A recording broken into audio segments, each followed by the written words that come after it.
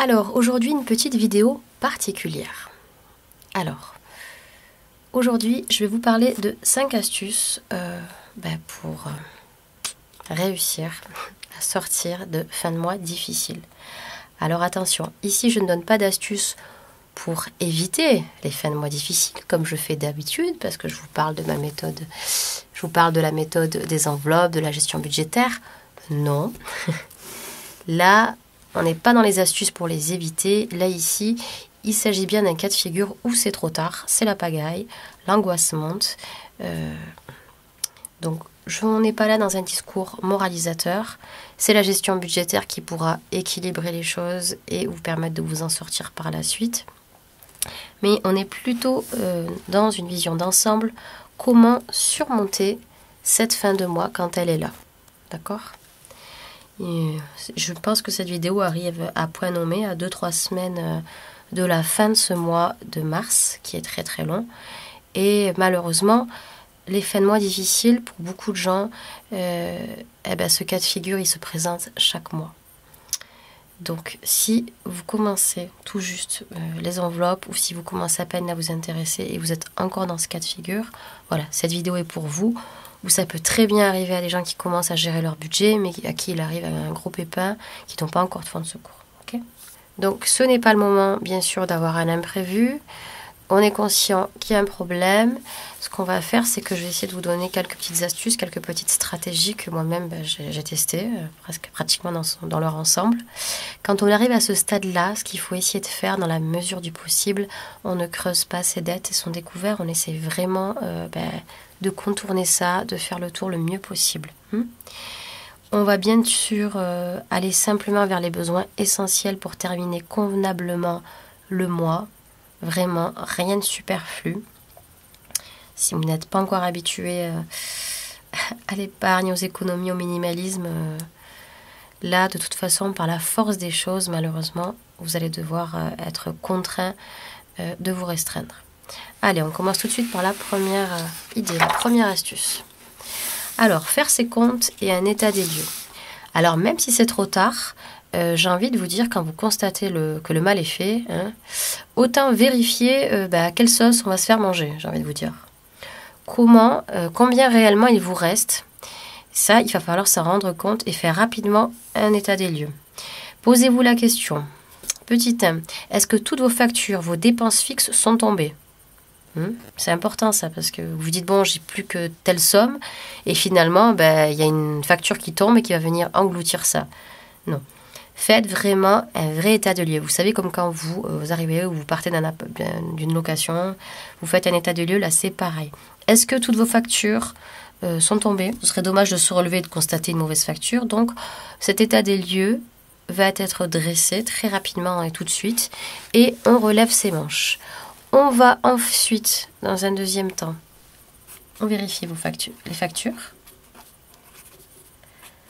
Et aussi, on va calculer le reste à vivre. C'est écrit un peu petit, excusez-moi, je vais avancer. Mais ça, c'est plus pour vous le rappeler. Le reste à vivre, c'est-à-dire le restant utilisable en espèces. Par exemple, si vous ne faites pas encore le système des enveloppes, vous verrez que les espèces prennent une toute autre valeur. Même si la somme vous paraît petite, exemple, je ne sais pas, il vous reste 100 €. Même si la somme vous paraît petite et vous donne déjà le vertige, il faut vous dire que 100 € pour finir le mois, c'est déjà quelque chose. Relativiser, ce n'est pas zéro. Et là, on va passer à l'étape suivante, qui est le budget alimentaire. Comme je vous le disais, vu que on va devoir précisément ne garder que les dépenses essentielles, l'alimentation, c'est essentiel, n'est-ce pas ? J'ai déjà fait une vidéo sur les économies avec l'alimentation. Je vous encourage, je la mettrai sûrement en barre d'infos. Donc pour l'alimentaire, on va dire qu'on n'a pas anticipé, d'accord, que c'est le mois vraiment catastrophe. Ce qu'on fait, c'est que, on va surtout faire, encore une fois, un état des lieux, comme toujours.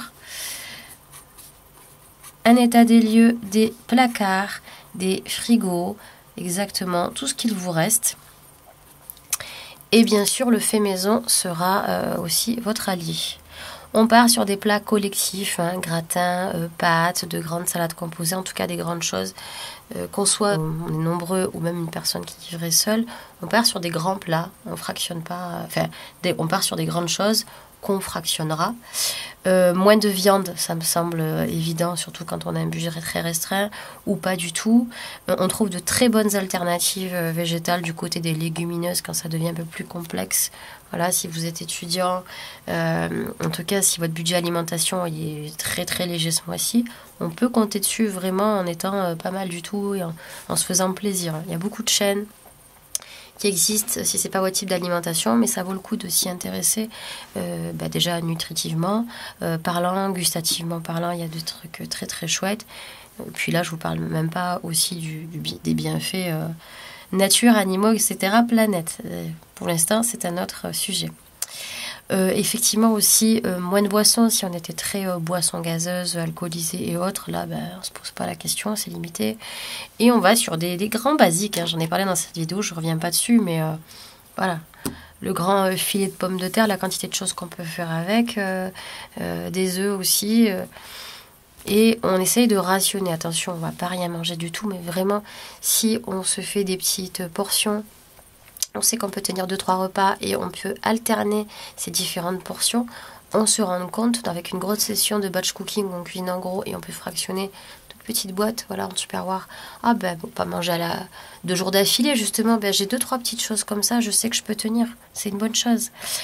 Si vous avez de l'entourage proche ce mois-là où c'est vraiment difficile parce que voilà, il y a eu un problème, pourquoi je ne sais pas de vous inviter ou de vous incruster chez les gens, mais voilà, vous aviez une invitation, vous avez des parents proches de la famille. On peut tout à fait faire des choses, faire des repas, mettre les choses en commun. Et là, vraiment, je sais que beaucoup de gens ont du mal avec ça, mais moi je vous dirais, vous êtes dans une difficulté là. Acceptez de l'aide ponctuellement. Peut-être que votre entourage connaît votre situation et sera même sûrement ravi de vous aider. Hein. Mais le garder pour vous, le garder pour soi, ça peut être plus difficile encore, ça peut être une source d'angoisse. Donc peut-être que quelqu'un connaîtra votre situation, n'a pas forcément aussi les moyens, mais ça peut être une amie, ça peut être de la famille. Mais voilà, quelques repas qui seront pris en groupe ou en collectif. Déjà, ça fait du bien au moral.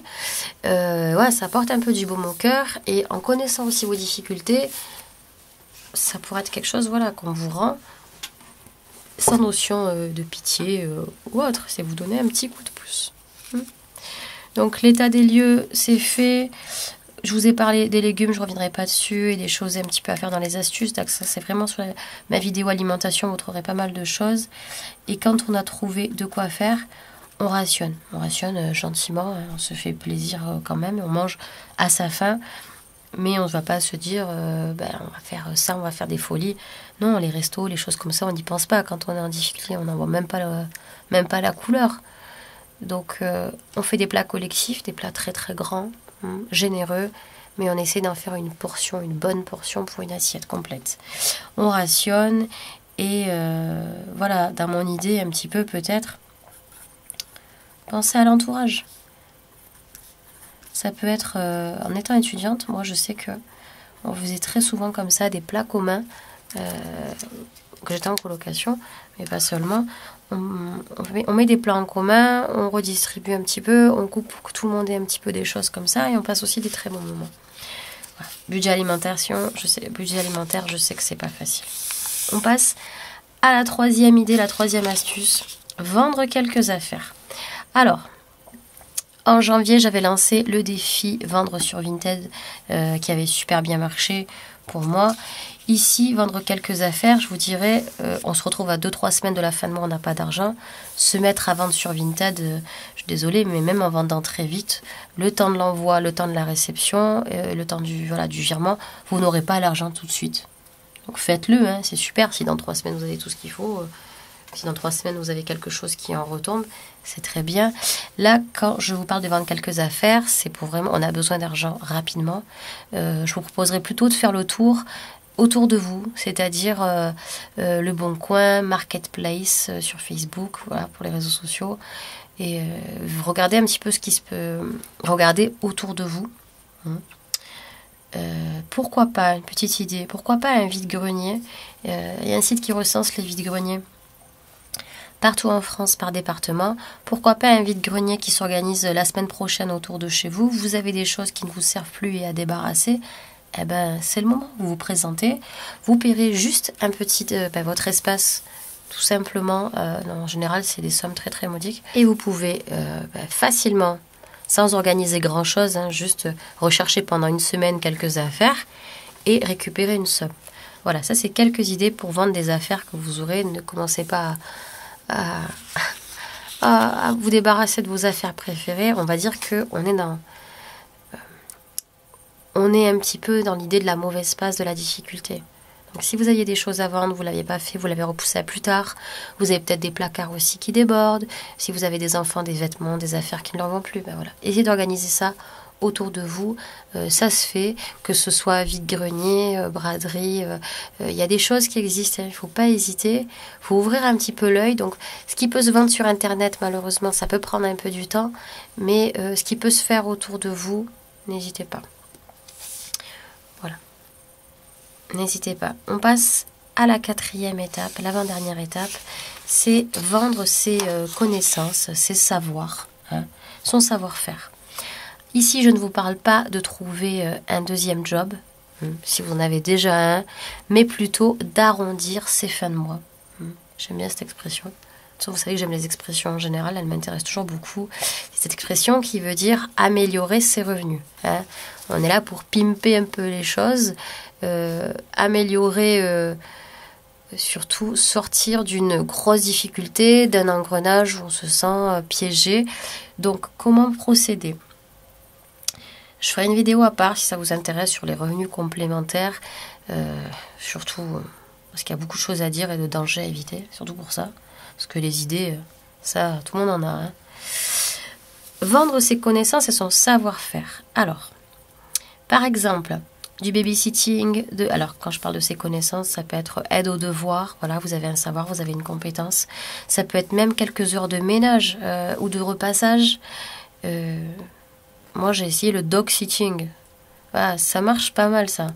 Renseignez-vous. Je ne ferai pas de publicité, mais il y a des sites qui fonctionnent très bien aussi. Avant de choisir ce qui vous irait le mieux, parce qu'on ne peut pas tout faire, on va partir sur du local, parce qu'il ne faudrait pas en plus que ça vous coûte de l'essence. Des petites choses ponctuelles, du service à la personne, le babysitting, l'aide aux devoirs. Vous avez un savoir, par exemple, même vous savez entretenir les jardins, vous savez faire de la peinture, la tapisserie, installer de la tapisserie, faire des choses comme ça, vous avez un peu de matos. Choisissez, on a tous des savoirs, on a tous des compétences, d'accord ? Moi, c'était l'aide aux devoirs aux plus jeunes, par exemple, babysitting, dog sitting. Ça se fait quand on va arrondir ses fins de mois. Alors, même quelques heures de ménage sans avoir de compétences, ça peut se trouver. Ça peut être aussi de l'aide, de l'accompagnement à la personne, alors sans être diplômé non plus, mais quelques courses à faire. Il y a une personne âgée dans votre voisinage, ça s'organise. En tout cas, réfléchissez. Première chose, ce qu'on fait, c'est que vous réfléchissez au temps pendant que vous disposez. Parce que peut-être que vous travaillez, vous avez une famille, vous êtes étudiant, vous n'avez pas trop le temps. Réfléchissez au temps que vous disposez. Vous allez vous dire, ben voilà, moi je pense que je peux avoir 2 heures, une demi-journée par semaine, une soirée. Et soyez clair sur votre annonce. Et dernier conseil que je peux vous donner par expérience, ne proposez pas un prix trop bas, mais vraiment un prix juste. Ce qui se fait sur le marché, justement. Ne proposez pas aussi quelque chose que vous ne savez pas faire ou à moitié, ça va vite se casser la figure. Petit conseil qui ne va pas coûter très cher et qui fonctionne. Une petite annonce dans votre boulangerie de quartier, le bouche à oreille, le voisinage, ça peut suffire. Même sur vos réseaux sociaux, sur Facebook ou autre. Vous avez un savoir-faire, utilisez-le ponctuellement. Là, c'est compliqué. Peut-être que ça vous rapportera 20 euros, 10 euros, 50 euros, 60 euros. C'est un plein. Peut-être des courses, et ça vous fera quand même avancer dans le mois. Ne vous enfoncez pas à vous dire ça va être quelque chose qui va durer, parce que c'est extrêmement fatigant, les petits jobs d'appoint.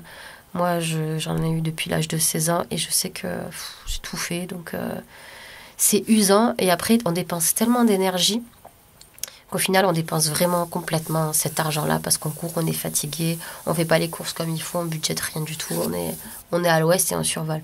Non, là, je vous parle pas d'enrichissement, hein. C'est pas le même type de vidéo. Là, je vous parle plutôt de débrouille, hein, de sortir de la galère rapidement. Mais si ça se trouve, ça peut vous donner des opportunités, hein. Ça peut être super, hein. Voilà, ça c'est vraiment les 4 astuces importantes, j'ai envie de vous dire, pour vous débrouiller, pour sortir de cette situation critique.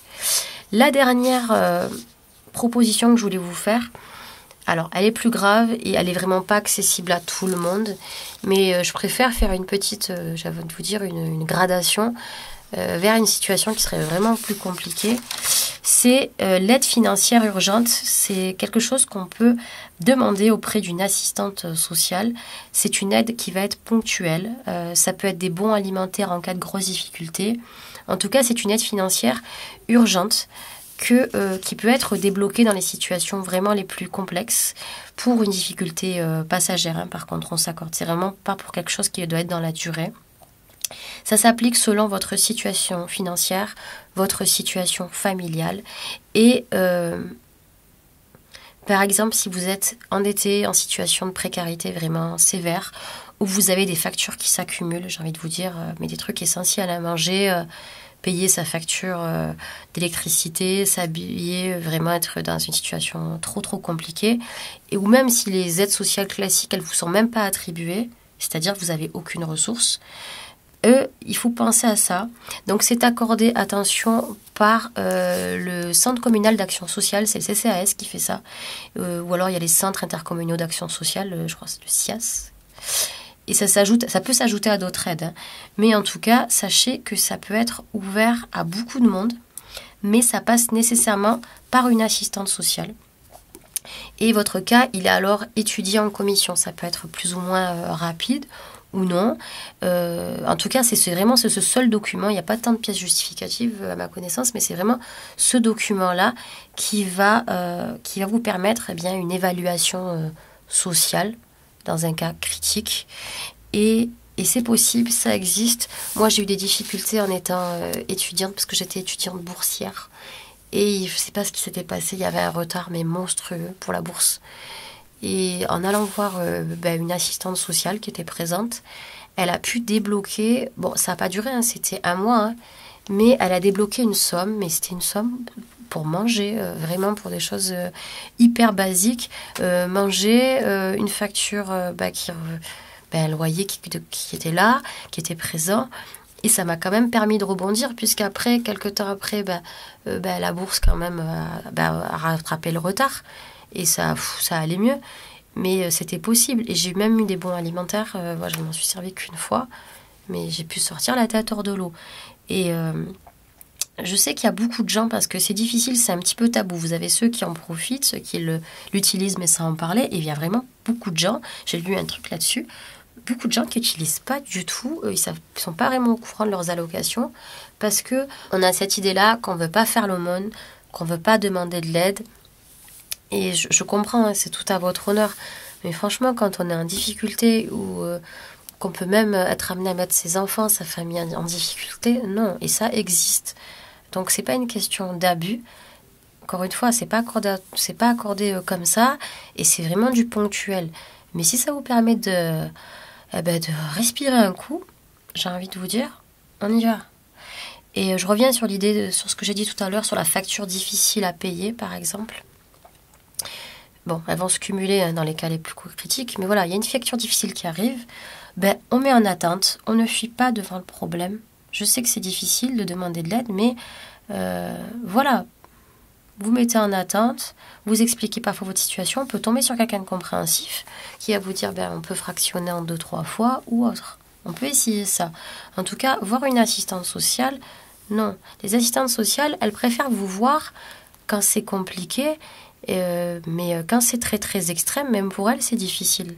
Parce qu'il y avait des choses à mettre en place avant, elles auraient pu arrondir les angles, on aurait pu accélérer, ou on aurait pu limiter en tout cas un petit peu la casse. Vous comprenez cette petite parenthèse?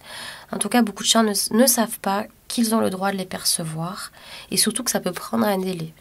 Donc avant d'en arriver là, dans cette dernière partie un petit peu critique, s'il vous plaît, renseignez-vous. Peut-être que c'est possible pour vous. Et si par hasard ou par miracle c'est être quelqu'un, ce dernier cas de figure, eh ben, je serais super contente pour vous. Donc voilà, c'était tout ce que j'avais à vous dire. Là, on était vraiment dans des solutions, je dirais, tête hors de l'eau, n'est-ce pas? Un petit cœur pour vous, parce que si vous êtes dans cette situation de grande précarité, eh ben, je sais que c'est pas facile. Je suis passée par là. Vous avez bien vu tout ça. En tout cas, parlez-en. Ne soyez pas tout seul face à ça. On voit malheureusement des gens qui peuvent dégringoler socialement et aller très très loin. Ça joue sur la santé, ça joue sur le moral. Voilà, c'est une réalité. La précarité en France, malheureusement, c'est quelque chose, on se voile la face avec ça, mais c'est une réalité. Il y a énormément d'enfants, de familles qui sont touchés, parce que je crois aussi que c'est encore énormément tabou, et on se met des œillères, on refuse de voir ce qui se passe autour de nous, et malheureusement ça aura un impact. Ça aura un impact grandissant sur les enfants, sur les adultes qui subissent ça de plein fouet. Et ma priorité, et ce que j'aimerais en tout cas véhiculer au travers de ma chaîne aussi, c'est...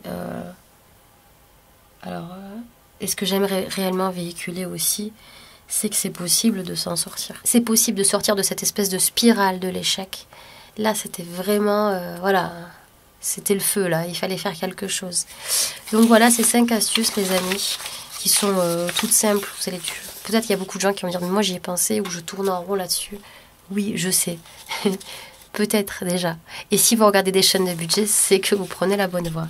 On fait ses comptes, on fait un état de lieu, on dresse un budget alimentaire et vraiment on va chercher de partout autour de nous et on n'épuise pas et on cherche vraiment ses ressources. On les épuise un petit peu. On vend quelques affaires si on en a à vendre. Hein. On ne se déshabille pas non plus.